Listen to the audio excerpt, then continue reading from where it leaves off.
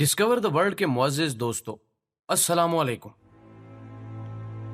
दोस्तों, Bermuda triangle बहर-ओ-क़यानूस में वाक़े है और इससे मुतल्लिक बहुत सी कहानियां और किस्से आपने यकीनन सुन रखे होंगे।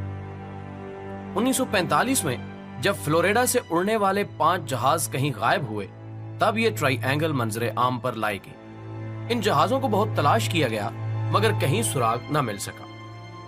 आखिर जब ऐसे बहुत से वाकयात रूनुमा होते रहे जिनमें हवाई जहाज और कश्तियां फ्लोरिडा और मियामी के समंदर से गुजरते हुए कहीं गायब हो जाती, तो इन वाकयात का रुख बरमूदा ट्रायंगल की तरफ मोड़ा जाने लगा।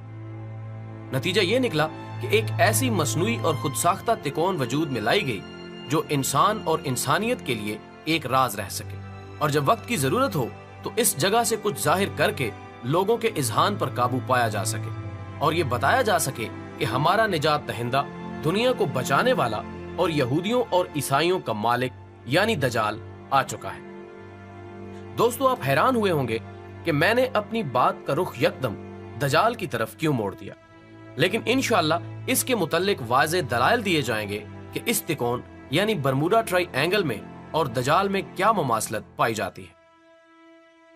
ख़वातीनो हज़रात, बैरुल काहिल के शैतानी समंदर यानी डेविल सी और बहर-ओ-क़यानूस के बरमूदा ट्रायंगल में कई खसूसियात के एतबार से मुमासलत पाई जाती है जो ये सोचने पर मजबूर करती है कि इन दोनों में कोई ऐसा ताल्लुक जरूर है जो दुनिया की नजर से पोशीदा है, और ये ताल्लुक लाजमन शैतानी है, रहमानी या इंसानी नहीं। क्योंकि पहले जैसे अर्ज किया जा चुका है कि यहाँ बहुत से हादसात रूनुमा हो चुके हैं। मसलन दुनिया में यही 2 जगह ऐसी हैं जहाँ कुतुब नुमा काम करना छोड़ देता है।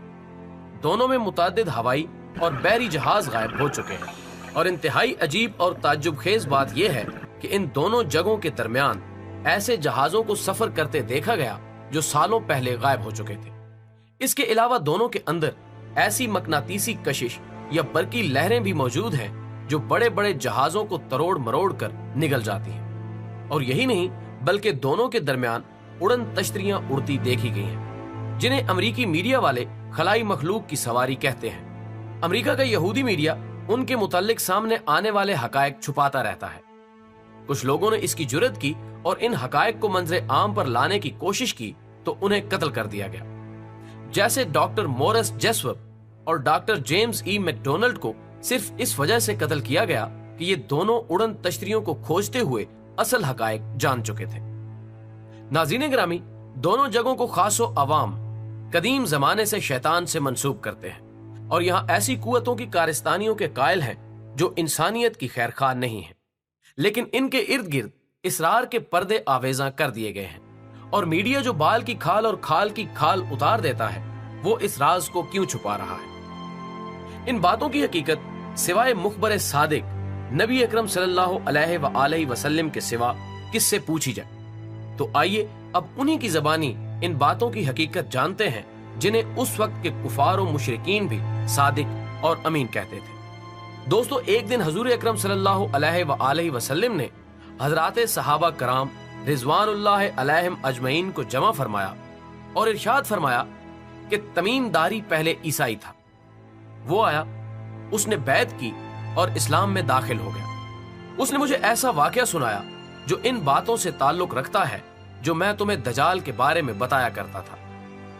उसने मुझे बताया कि वो लखम और जजाम कबीले के 30 आदमियों के हमरा समंदर के सफर पर बहरी जहाज में रवाना हुआ। समंदर की लहरें यानी तूफान के सबब उन्हें महीना भर तक इधर उधर धकेलती रही, यहां तक कि वो एक जजीरे में पहुंच गए। उस वक्त सूरज गरूब हो रहा था।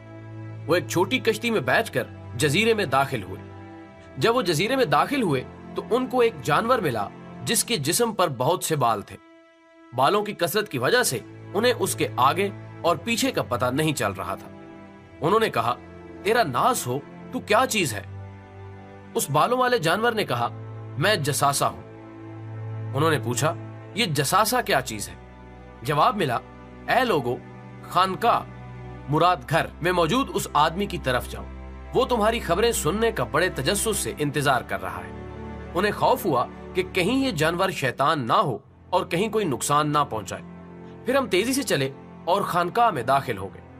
वहां हमने भारी भरकम कद काठ का एक आदमी देखा जिसके घुटनों से टखनों तक बंधी एक लोहे की जंजीर थी और उसके हाथ गर्दन के साथ बंधे हुए थे।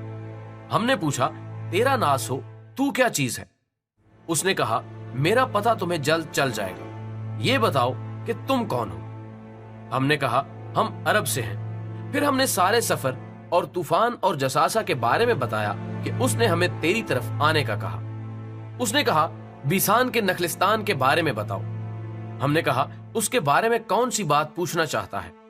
उसने कहा, मैं जानना चाहता हूं कि इस बाग के दरख्तों पर फल आते हैं या नहीं। हमने कहा, हाँ, फल आते हैं। उसने कहा, मुझे तिब्रिया की झील के बारे में बताओ। हमने कहा, इसके बारे में कौन सी बात पूछना चाहता है? उसने कहा, क्या उसमें पानी मौजूद है? हमने कहा, हाँ, उसमें बहुत पानी मौजूद है।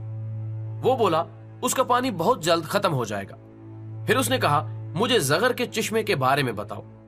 हमने कहा, उसके बारे में कौन सी बात पूछना चाहता है? उसने कहा, क्या उसमें पानी है और क्या लोग उसको इस्तेमाल करते हैं? हमने कहा, हाँ, उसमें बहुत पानी है और लोग उससे अपने खेतों को सैराब करते हैं। उसने पूछा, मुझे मोहम्मद सल्लल्लाहु अलैहि वसल्लम के बारे में बताओ। हमने कहा कि वो मक्का से निकलकर यस्रब यानी मदीना आ गए। उसने पूछा, क्या अरबों ने उसके साथ जंग की? हमने कहा, हाँ। उसने पूछा कि इस यानी हजरत मोहम्मद सल्लल्लाहु अलैहि वसल्लम ने उनके साथ क्या किया? हमने कहा कि वो इर्द गिर्द के अरबों पर गालिब आ चुके हैं और उन्होंने उनकी इताअत कबूल कर ली है। इस पर उसने कहा, क्या वाकई ऐसा हो चुका है? हमने कहा, हाँ। फिर उसने कहा, उनके लिए बेहतर यही है कि वो इसकी इताअत कबूल कर ले। अब मैं तुम्हें अपने बारे में बताता हूं। मैं दजाल हूं, मुझे अनकरीब खरूज की इजाजत मिल जाएगी। नाज़रीन ग्रामी, इस हदीस से मालूम हुआ कि दजाल पैदा हो चुका था और अब वो अपनी रिहाई का मुंतजिर है। उसके रहने की जगह एक बेआबाद जजीरा है। उसके कारिंदे उसे लम्हा ब लम्हा दुनिया और इंसानों से आगाह करते हैं और इसको गैर मामूली ताकतें दी जाएंगी। अब सवाल यह है कि क्या बरमूदा ट्राई एंगल को ही इसका असल मकाम कहा जाए, जहां पर कोई जाने की जुर्रत करे तो उसका नामो निशान सफ़े हस्ती से मिटा दिया जाता है। तो नाज़रीन ग्रामी, ये वाक़या सुनाने के बाद हजूर अकरम सल्लल्लाहु अलैहि वसल्लम ने अपना आसा मुबारक मिंबर पर मार कर फरमाया, ये है तैबा, ये है तैबा यानी मदीना मुनव्वरा। मैं तुमको यही बताया करता था, जान लो कि दजाल न शाम के समंदर में है और ना ही यमन के समंदर में, वो मशरिक में है। और हुजूर सल्लल्लाहु अलैहि वसल्लम ने मशरिक की तरफ हाथ से इशारा फरमाया। सही मुस्लिम हदीस नंबर 7208। अब जजीरतुल अरब से मशरिक की जानिब देखा जाए तो दो जगह ही ऐसी हैं जिन्हें मगरिब के ईसाई भी शैतानी समंदर, शैतानी जजीरे या जहन्नुम का दरवाजा मानते हैं। और मजे की बात यह है कि दोनों का आखिरी सिरा अमेरिका से जा मिलता है। मशरिक बईद में बहरुल काहिल के गैर आबाद और वीरान जजायर आते हैं। इनके इर्द गिर्द खौफनाक पानियों का नाम ही शैतानी समंदर यानी डेविल सी रख दिया गया है। मगर सोचने की बात यह है कि आखिर ये शैतानी समंदर का नाम मगरिब और खसूसन ईसाइयों ने क्यों दिया? अगर मुसलमान ये नाम रखते तो बात समझ में आना आसान थी। खैर, ये अभी हमारा मौजू नहीं। फिलहाल हम ये देखते हैं कि क्या वाकई बरमूदा ट्राई एंगल का ताल्लुक दजाल से है। तो खवातीनो हजरात, हदीस के अल्फाज दोबारा पढ़िए। दजाल मशरिक में है। जमीन चूंकि गोल है, इसलिए अगर हम मुबहिम तौर पर मशरिक की तरफ इशारा करें तो वो इसकी गोलाई की वजह से मगरिब यानी बैरुल काहिल तक पहुंचेगा। मगर ये एक मुबहिम तावील है। इससे आगे मजबूत तावील मिस्री मुहक्किक ईसा दाऊद ने अपनी किताब मुसल्लस बरमूदा में की है। वो लिखते हैं कि पहले दजाल बैरुल काहिल के इन बेआबाद और वीरान जजायर में था और हजूर नबी अकरम सल्लल्लाहु अलैहि वसल्लम के विसाल तक वो बेड़ियों में जकड़ा हुआ था।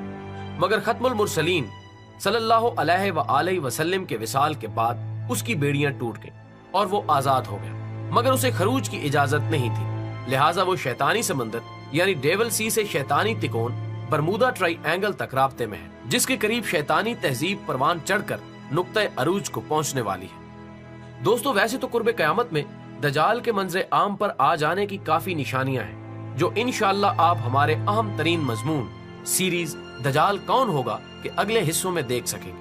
लेकिन जहां तक सही मुस्लिम की इस हदीस में मौजूद दजाल के हजरत तमीम दारी रजी अल्लाह ताला अन्हो से किए जाने वाले 3 अहम اور بنیادی سوالات کا تعلق ہے تو وہ سوالات دجال نے اس لیے کیے تھے کیونکہ اسے پتا تھا کہ جب یہ 3 نشانیاں بھی پوری ہو جائیں گی تو اسے دنیا کے سامنے آنے کی یعنی خروج کی مکمل اجازت مل جائے گی۔ سوال نمبر 1 میں بیسان کے نخلستان کا پوچھا گیا تھا اور نخلستان پر موجود درختوں کے پھلوں یعنی کھجوروں کا ذکر کیا گیا تھا۔ بیسان دراصل فلسطین کا علاقہ ہے جہاں دجالی ریاست اسرائیل کا قبضہ ہے اور اب وہاں کوئی پھل پیدا نہیں ہوتا، اور یوں دجال کے سامنے آنے کی یہ بہت اہم نشانی اور علامت پوری ہو چکی ہے۔ سوال نمبر 2 میں تبریہ کی جھیل کا پوچھا گیا تھا۔ جہاں تک بات ہے بحیرہ تبریہ کی تو اس پر بھی اسرائیل کا ہی قبضہ ہے، اور دلچسپ بات یہ ہے کہ اس کا پانی بھی بہت تیزی سے خشک ہوتا جا رہا ہے۔ جس طرح پاکستان میں مشہور ترین دریاؤں کا پانی انڈیا کی دشمنی اور چلاکی سے سوکھ رہا ہے اور کم ہو رہا ہے، تبریہ کا پانی بھی کم ہوتا جا رہا ہے۔ بے شک آپ انٹرنیٹ پر سرچ کر لیں اور موجودہ حالات کی روشنی میں دیکھ لیں، یہ بات واضح ہو جائے گی کہ دجال کے دوسرے سوال والی نشانی بھی مکمل ہو چکی ہے۔ سوال نمبر 3 میں زگر کے چشمے کا پوچھا گیا۔ زگر حضرت لوط علیہ السلام کی صاحبزادی کا نام ہے۔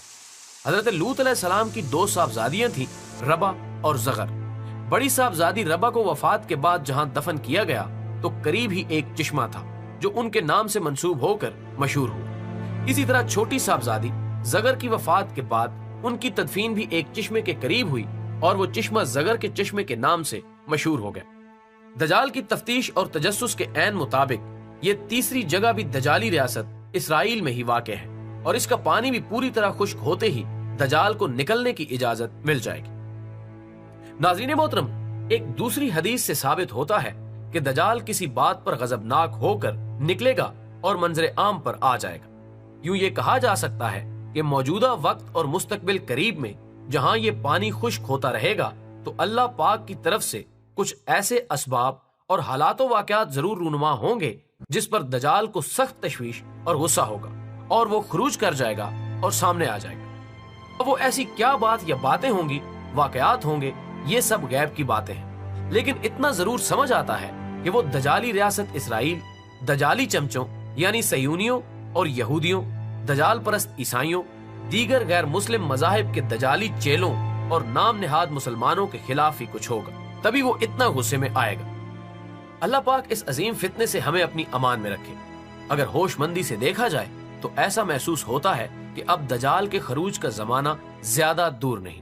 اس لیے اس فتنے سے بچنے کے لیے ہمیں اپنی ایمانی قوت حاصل کرنا ہوگی۔ یہی وہ واحد حل ہے جس کے ذریعے باطل اور اہل باطل کو ہر محاذ پر شکست دی جا سکتی ہے۔ اللہ پاک ہم سب کو دجال کے فتنے سے محفوظ رکھے اور ہمیں ہمارے ایمان کو مضبوط کرنے کی توفیق عطا فرمائے، آمین یا رب العالمین۔ دوستو، ویڈیو پسند آنے کی صورت میں اسے زیادہ سے زیادہ لائک کر کے ہماری حوصلہ افزائی کریں اور فیس بک اور واٹس ایپ پر شیئر کرنے میں ہمارا ساتھ۔ ہماری اگلی ویڈیو آنے تک اپنے دوستوں، پیاروں اور رشتہ داروں کا ڈھیر سارا خیال رکھیے گا۔ اللہ حافظ۔